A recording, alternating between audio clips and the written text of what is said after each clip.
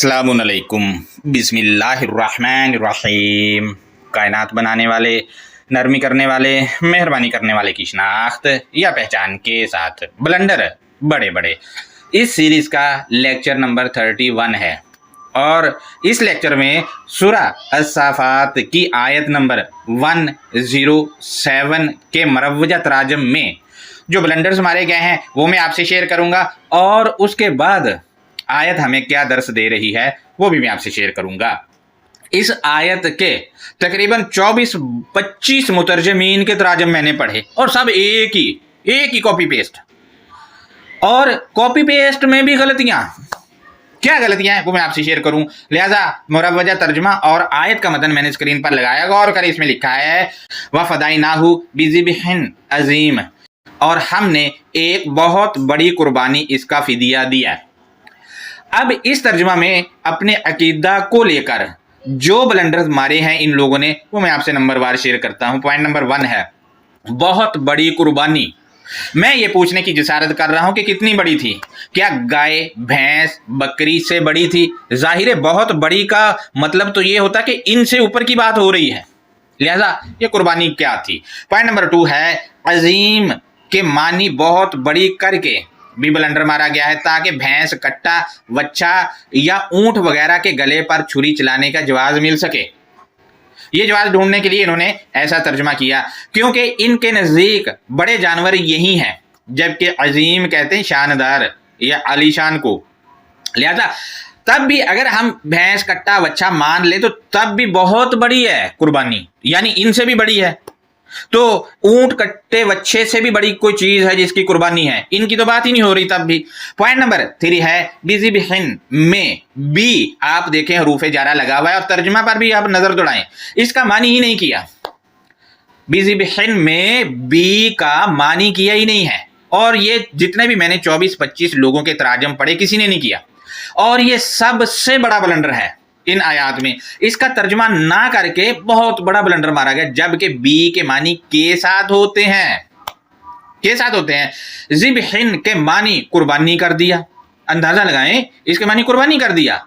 इसकी वजह यह थी कि इस आयत से जिसको सुन्नत इब्राहीम का नाम देते हैं और जानवरों पर छुरियां चलाते हैं वो निकालना था, जबकि लफ्ज कुर्बानी का ताल्लुक काराबा फैमिली से है और यहां पर आप देखें काराबा है ही नहीं, यहां पर ज़िब्हिन है, काराबा का ज़िब्हिन से ताल्लुक ही नहीं है। लिहाजा दोनों के मतलब भी अलग अलग हैं और दोनों के मानी भी अलग अलग हैं। लिहाजा बिज़िब्हिन का मानी होगा अलहदगी के साथ, जुदाई के साथ। आप देखें, आप मुरवजा अपने इर्द गिर्द देखते हैं, किसी जानवर की गर्दन कटती है तो वो अलग नहीं होती, लिहाजा वो काट के जुड़ा हुआ छोड़ देते हैं, यानी ऐसा अलहदगी जो राबते में रह के की जाए, उसकी बात यहां पर हो रही है। पॉइंट नंबर 5 है यहां पर एक बहुत बड़ी कुर्बानी इसका फिदिया दिया। यहां पर आप देखें फदैनाहु में फदिया का मानी फिदिया कर दिया है। अरे भाई, लफ्ज फिदिया अल किताबिल मुबीन में एक अलग मेंशन के तौर पर मौजूद है, जबकि इस आयत में फिदिया नहीं फदिया है। या सूरा 2 की आयत नंबर 196 में आप देख सकते हैं फदिया मानी वो एक अलग लफ्ज है। लिहाजा सूरा 2 की आयत नंबर 196 में आप देख सकते हैं कि फिदियातुन आया हुआ है। फिदियातुन के वो एक अलग मेंशन है, यहां पर फदिया है और इसका मानी किया ही नहीं है, इसको फिदिया बना दिया है, जबकि इसके मानी रज़ाकाराना मुश्किल से निकालने का अमल करना उसको कहा जाता है।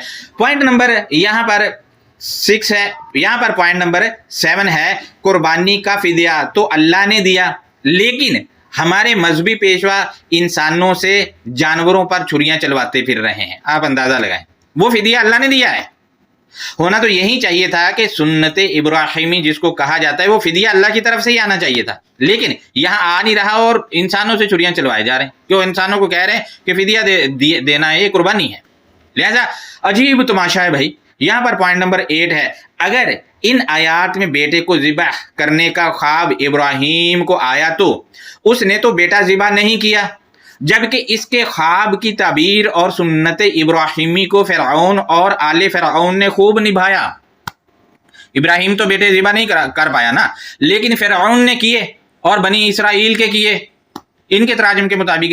لہذا سورہ 2 کی آیت نمبر 49 ہے، اس میں لکھا ہے وَإِذْ نَجَّيْنَاكُم مِّنْ آلِ فِرْعَوْنَ۔ یہاں اب آپ دیکھیں آل فرعون سے جو چھٹکارا دلایا تجھے، کس چیز سے چھٹکارا دلایا بتایا گیا اسی آیت میں، دیکھیں یذبحون ابناءکم، وہ تمہارے ابناء کو ذبح کرتے ہیں، یعنی وہ تکبیر بھی پڑھتے ہوں گے، فرعون کو ماننے والے یا فرعون کے جو حامی ہیں وہ تکبیر بھی پڑھتے ہوں گے، تبھی تو ابن ذبح ہوئے نا بھائی۔ اگر تکبیر پڑھ کے نہیں کر رہے تو اس کا مطلب تو قتل ہوا نا، یہاں قتل لفظ آنا چاہیے تھا، وہ نہیں ہے۔ قتل کے معنی بھی الکتاب المبین میں جان سے مارنا نہیں ہے۔ اور مزید آپ دیکھیں سورہ 28 کی آیت نمبر 4 میں یذبحو، آپ دیکھیں کہ یہاں فرعون جو ہے وہ ذبح کر رہا ہے، لہذا ذبح کی اصل قربانی تو جو کہ سنت ابراہیمی بنتی ہے وہ فرعون نے بنی اسرائیل کے ابناء پر کی ہے۔ سب سے زیادہ قربانیاں جو بیٹوں کی دینے والا ہے وہ فرعون ہے بھائی، فرعون ہے۔ لہذا غور کریں انہ کان من المفسدین۔ دوستو کیا یہ سمجھا جائے کہ ابراہیم نے فساد کیا؟ کسی کو خواب کی بنیاد پر ذبح کرنا جرم ہے، آج کے دور میں کرتا تو پولیس پکڑ کر جیل میں ڈال دیتی۔ اب آپ سوچے ذبح کیا ہے؟ فرعون نے تو بنی اسرائیل کے بیٹے ذبح کر دیے، قربانی دی ان کے بیٹوں نے، لہذا ابراہیم نہیں کر سکا، کر ہی نہیں پایا۔ لہذا اگر ذبح کرنا قربانی ہے تو پھر سلیمان نے ہدہد قربانی میں دیا، اب ہدہد کی قربانی کیوں نہیں کرتے بھائی؟ پرندوں کی بھی تو ہونی چاہیے نا۔ اسی طرح کچھ دوست جو ہے وہ سورہ 2 کی آیتیں جو ہیں وہ کہتے ہیں کہ موسیٰ نے قربانی دی۔ ارے بھائی اگر گائے کی قربانی کرنی ہے، ذبح کرنا ہے تو زرد رنگ کی ہونی چاہیے، پہلے تو وہ ڈھونڈو، اور پھر اس کا اگر ذبح کر دیتے ہو تو اس کے گوشت کا ٹکڑا کسی مرے ہوئے بندے کو مارنا، وہ دیکھنا پڑے گا زندہ ہوتا ہے نہیں ہوتا، تب جا کے تو قربانی ہوگی نا بھائی، ورنہ ہو نہیں سکتی۔ لہذا دوستو اگر ذبح کرنا قربانی ہے تو پھر موسیٰ نے زرد رنگ کی کمواری گائے کی قربانی کی ہے، جو نہ ہل میں جوتی تھی، نہ اس نے کھیتوں کو پانی دیا تھا، کچھ بھی نہیں کیا تھا، کمواری نوجوان گائے کی اس نے قربانی کر دی اور اس کا ٹکڑا بندے کو مارا اور زندہ ہو گیا۔ لہذا دوستو سورہ 37 کی آیت نمبر 103 کے رہنمائی لیتے ہیں تو آیت کا متن کچھ یوں ہے کہ وَفَدَيْنَاهُ بِذِبْحٍ عَظِيمٍ، اور ہم نے اس نوجوان رضاکار کو عالیشان جدائی یا علیحدگی کے ساتھ مشکل سے نکلنے کا عمل دیا، مشکل سے نکلنے کا عمل دیا، جدائی ہوگی اور مشکل سے نکلنے کا عمل دیا۔ اب کچھ دوست کہیں گے وہ تو علیحدہ ہو گیا تو کیسے اس نے سیکھا؟ ارے بھائی وہ سیکھنے کے بعد علیحدہ ہوا ہے۔ اور اگر آپ پچھلی آیات جہاں سے ابراہیم علیہ السلام کا واقعہ شروع ہوتا وہاں سے پڑھتے ہوئے آئے تو ساری کی ساری بات کلیئر ہو جائے گی، لیکن کرے کون؟ کرنا نہیں ہے، کیونکہ عقیدہ ان 6-7 آیتوں پہ جڑا ہو تو یہی کاپی پیسٹ کرنی ہے۔ لہذا دوستو مشکل سے نکلنے کا حل ابراہیم کی آئیڈیالوجی ہے جو الکتاب المبین کی صورت میں ہمارے پاس موجود ہے۔ لہذا یہ آج کا لیکچر تھا، اس پر اگر آپ اپنی رائے دینا چاہیں تو ست بسم اللہ۔ اللہ حافظ، اپنا بہت زیادہ خیال رکھیں۔